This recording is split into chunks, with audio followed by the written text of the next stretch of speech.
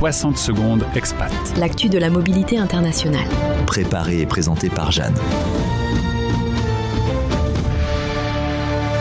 Et si d'ici 2040, on pouvait monter dans un train à Helsinki et descendre à Berlin 5 heures plus tard, comme on prendrait une ligne de métro? C'est l'ambition un peu folle mais sérieuse du projet Starline 2040, mené par le think tank 21e Europe, basé à Copenhague. Leur vision, transformer l'Europe en un réseau ferroviaire unifié, rapide, fluide, à la hauteur des enjeux climatiques et économiques du continent. Aujourd'hui, le constat est connu, le transport ferroviaire européen est fragmenté, inégal et souvent trop lent. Chaque pays a ses opérateurs, ses infrastructures, ses normes, ses plateformes de réservation. Résultat, pour voyager en train, à travers l'Europe, il faut souvent jongler entre les sites nationaux, horaires incohérents, et parfois abandonner l'idée au profit de l'avion. C'est là qu'intervient Starline. Le projet propose un réseau de trains ultra rapides circulant jusqu'à 400 km/h, capable de relier près de 40 grandes villes, de Lisbonne à Helsinki, d'Oslo à Athènes, en passant par Paris, Berlin, Varsovie, et même Istanbul ou Kiev.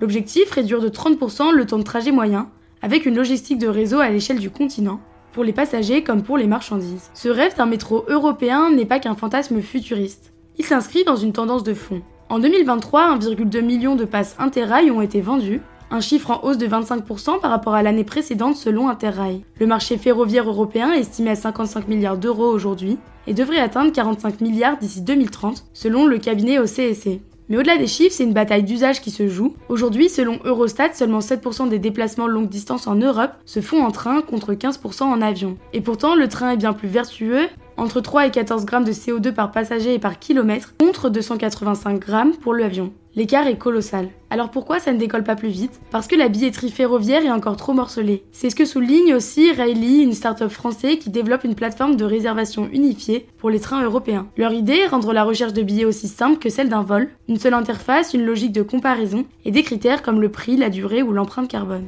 Et ça marche, les jeunes générations notamment sont de plus en plus attentives à leur bilan climatique. Quand on sait qu'un simple aller-retour Paris-Barcelone en avion peut consommer jusqu'à 70% du budget carbone annuel d'un individu, le train devient une alternative crédible, voire nécessaire. Alors pour y arriver, il reste des verrous majeurs à faire sauter. D'abord la coopération entre opérateurs ferroviaires, encore largement dépendants des États. Chacun défend ses intérêts, ses tarifs, ses infrastructures. Ensuite, les obstacles réglementaires, normes techniques, sécurité, signalisation ou concurrence. Et enfin, une volonté politique forte, capable de dépasser les logiques nationales pour imposer une vision collective. Ce qui se joue ici, ce n'est pas seulement une histoire de train, c'est une manière de repenser la mobilité, le climat et même l'idée d'Europe. Une Europe où l'on circule sans barrière, rapidement, confortablement et proprement. Une Europe qui choisit le rail pour incarner sa transition.